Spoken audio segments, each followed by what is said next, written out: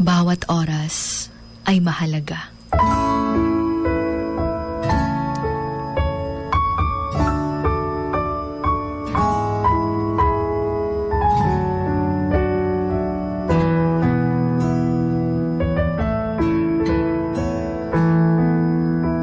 Hindi mo forever makakasama yung mga mahal mo sa buhay. Hindi ka forever na bata. Hindi forever nasa sa'yo lahat ng mga bagay na meron ka ngayon. Bawat oras ay mahalaga. Kaya, always make the most out of everything dahil baka one day, magsisi tayo dahil hindi natin nagawa yung mga bagay na to para sa mga mahal natin. Remember that we're here for a good time, not for a long time. You will never have this day again. So, make every minute count. Do what you love what you do.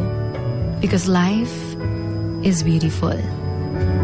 A day, an hour, and a minute will not come again in your life. So avoid fights, anger, and hatred. Instead, be kind to everyone and always remember to thank Him for everything.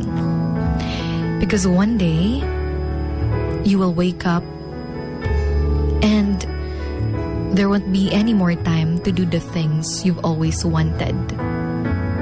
So do it now.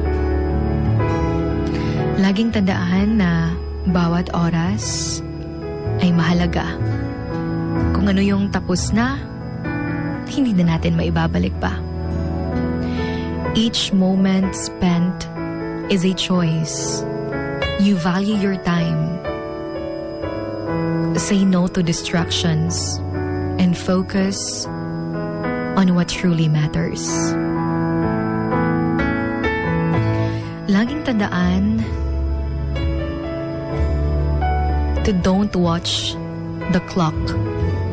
Do what it does. Just keep going sa lahat ng mga gusto mo sa buhay.